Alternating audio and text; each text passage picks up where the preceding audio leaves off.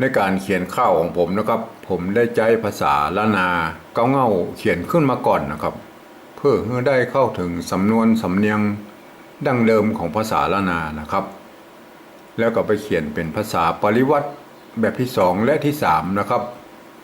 เพื่อให้คนอื่นได้หู้ได้หันได้อ่านตัวเองนะครับเบื้องหน้าเบื้องหลังเป็นยังไงลองมาติดตามดูนะครับอูกันดีล้อม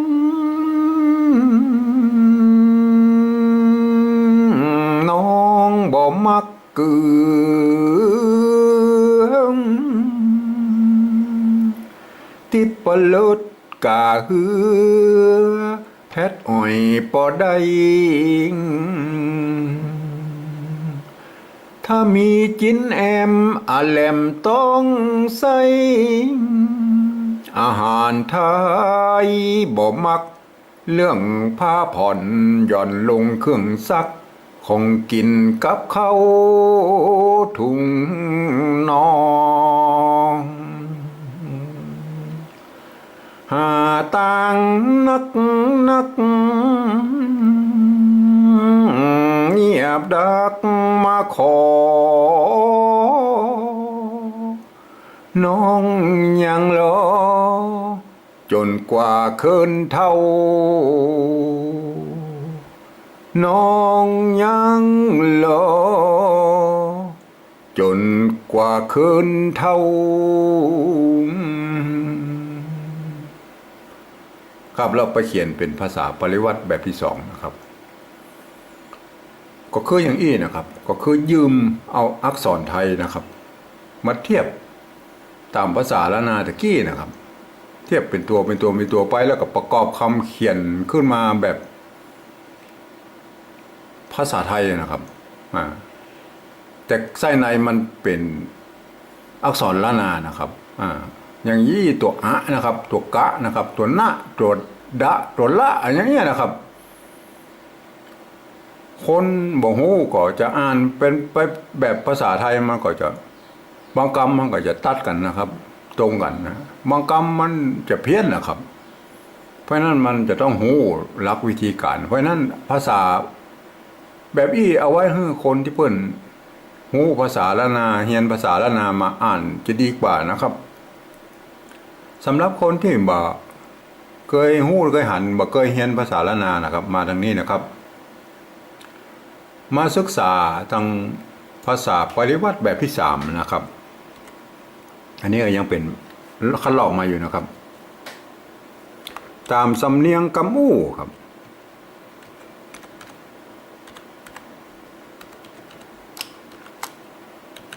ครับในแบบนี้นะครับในข้อตกลงการปริวัติภาษาล้านนาปี28นะครับเปิ้นอนุมัติให้มีแบบ3ได้นะครับก็คือเอาภาษาไทยนะครับเอาภาษาไทยมาสะกดแบบเสียงออกตะกี้นะครับเสียงจ้อยตะกี้นะครับเสียงฟังออกมาก็ดีว่ามันเป็นเสียงยังไงก็เอาภาษาไทยเขียนไปเลยนะครับเอาภาษาไทยนะครับเขียนไปเลยโดยที่ว่าบทสำคัญว่าจะออกมาสวยงามหรือบ่สวยงามบ่เกี่ยวกันละนะครับเอาให้ได้เสียงนะครับเน้นเสียงให้ได้เสียงนะครับเน้นให้ได้เสียงนะครับนี่ก็คัดลอกมาอยู่นะครับเป็นแบบที่2อยู่นะครับแต่เครื่องไอสีแดงๆนี่ผมแต้มไว้ละแต้มไว้ว่านี่มันแบบถ้าเอาไปเขียนเป็นภาษาไทยมันมาตรงเสียงนะมาตรงเสียงเบิ่นมาตรงเสียงตะกี้นะครับที่อ่านออกมาตะกี้หรือจ้อยออกมาตะกี้นะครับเพราะฉะนั้นจะต้องเปลี่ยนนะครับสำหรับสีฟ้านี่เดี๋ยวผมจะอธิบายให้นะครับเราลองมาเริ่มเลยนะครับอู้นะครับอันนี้ก็ถ้าเป็นภาษาไทยก็อู้โทปกตินะครับเพราะฉะนั้นตามแบบฉบับของผมแล้วก็คืออู้นะครับเอาโทจุดประดับไว้มันก็จะเป็นแยกแยะเสียงโทพิเศษกับโทธรรมดานะครับอู้นะกันนะครับกันเนื้อเสียงไม่จัตวาใส่เอาไว้กันนะอู้กันดีร้อง น้องบ่มักเกลือเมืองเหนือมันเกลือนะครับ อ่านเกลืออันนี้มันเกลือนะฮะอ่านตามภาษาไทยแล้วมันเกลือนะครับอ๋อมันบ่ได้นะครับ ถ้าใส่นี่เหรอเกลือมันบ่ได้ฮะแต่คนเขาต้องคิดว่าอ๋อถ้าฝรั่งมังค่าเปิ้นมาอาเซียนเปิ้นมาเนี่ยหรือภาคอื่นใดมาอ่านเนี่ยเอาอ่านเขาได้มันสำเนียงแล้วนะเหรอเนี่ยอ๋ออย่างนี้กันเนี่ยนี่หรอน้องบอกมักเกลือเนี่ยเกลือครับติปปลดนะครับติปปลด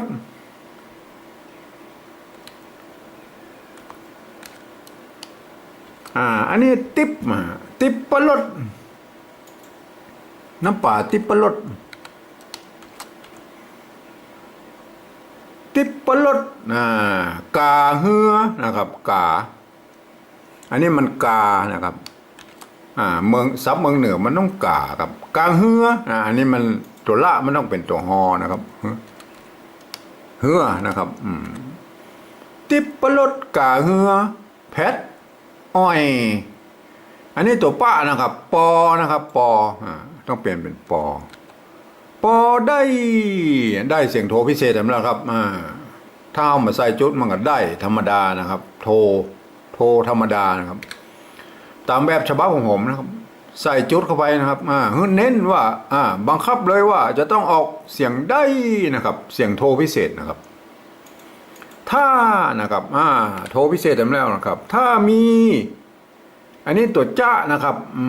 อ่านว่าจินนะครับได้ยินเสียงได้คิดว่าจินอันนี้มันเป็นภาษาปริวัติแบบที่สองป่นต้องเทียบมาครับเอาตัวชอช้างมาเทียบตัวจ้าเนี่ยนะครับมันก็เขียนออกมาเป็นอย่างนี้นะครับแต่เวลาเขาเขียนเป็นกระมูแล้วมันต้องเอาตัวจอจานมาเขียนนะครับจินจินก็เสียงไม่ตีใส่เข้าไปครับคือจินนะครับอันนี้จินถ้ามีจินแอมแลมนะครับมันเสียงเองนะครับแลมต้องใส่ตัวตะนะครับตัวนี้นะครับต้องใส่นะครับใส่เสียงโทพิเศษนะครับใส่จุดเข้าไปอาหารนะครับปกติเปิ้นในภาษาละนาแล้วก็อาหารเนี่ยเปิ้นเอาตัวหน้านอนหนูเนี่ยแหละครับสะกดนะครับถ้าอันนี้มันเป็นกระมูแล้วมันเป็นหยังครับเฮาเอามันงามๆหน่อยอาหารไทยนะครับอันนี้จะไทยก็ได้จะไต้ก็ได้นะครับมันเป็นกรรมที่มันร่วมกันมันเมินแล้วครับจะอ่านไต้ก็ได้อ่านไทยก็ได้ก็แล้วแต่นะครับจะเอาไทยก็ได้ไต้ก็ได้อันนี้นะครับบ่มักนะครับเรื่องผ้าผ่อนอันนี้ตรงละผ้าผ่อนผ้าเสียงโทพิเศษนะครับผ้านะครับเรื่องผ้าผ่อนย่อนนะครับอันนี้ตัวอยนะครับออกเสียงไปดังยอยักษ์ไทยนะครับย่อนลงเครื่องซักนะครับเครื่องนะครับอันนี้มันเครื่องบัลลันลิ้นนะครับเมืองเหนือบัลลันลิ้นก็บัลลันก็บ่ต้องใส่นะครับเครื่องซักนะครับย่อนลงเครื่องซักของกินนะครับอันนี้มันกินธรรมดานะครับของกินกับนะครับกับใส่ไม่จัตวาไปกับเข้าเสียงโทพิเศษนะครับเข้าถุงนอนะครับหาตังนะครับสตางค์นะครับเบื้องเหนือเพิ่นจะสตางค์ก็ได้หาตังค์ก็ได้มันเป็นสำเนียงดังเหนือสำนวนดังเหนือหาตังค์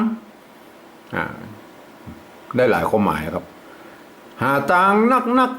เงียบดักนะครับเงียบดักนะฮะเสียงไม่เสียงจัตวานะครับมาขอน้องยังอันนี้ตัวยอยักษ์นะครับยืมตัวยอยักษ์นี่มาแทนตัวเนี้ยนะครับอ่านว่ายังนะครับตัวนี้นะครับน้องยังรอจนนะครับจนกว่าเคินนะครับเคินตัวนี้มันในภาษาละนาพ้นใจตัวคะนะครับในที่นี้เรา มันตัวคอคนเปิ้นเลิกใจไปแล้วเขาก็ใจตัวคอควายนี่แทนนะครับ ว่าเคินเท่าเสียงโทรพิเศษนะครับเนี่ยได้แล้วครับ อันนี้ตามแบบฉบับของผมนะได้แล้วนะครับ เอามาว่าจะเป็นฝรั่งมังค่าไทยภาคอื่นใดมาหรือจะเป็นอาเซียนหรืออะไรมาเพื่ออ่านตามหลักภาษาไทยนะครับ มีข้อยกเว้นอยู่ ก็คือนะครับคำที่มีจุดอย่างนี้เพื่ออ่านออกเสียงโทพิเศษนะครับตัวยอยักษ์อย่างนี้ต้องอ่านตัวยะนะครับตัวอยอย่างนี้ต้องอ่านตัวยอนะครับ ยักษ์นะครับย่อนนะฮะอย่างนี้นะครับ แล้วท่านจะได้อรรถรสนะครับ ในการอ่านภาษาละนานะฮะได้ใกล้เคียงที่สุดนะครับลองมาฟังเลยนะครับอู้กันดีลองน้องบ่มักเกลือติบปลดกาเหือแพทอ้อยปอได้ถ้ามีจีนแอมแหลมต้องใส่อาหารไทยบ่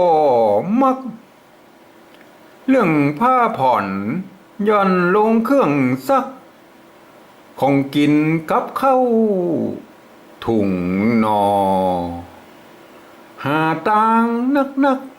เงียบดักมาขอน้องยังรอจนกว่าเคินเท่าจนกว่าเคินเท่าครับก็เป็นแค่นี้แหละนายเฮย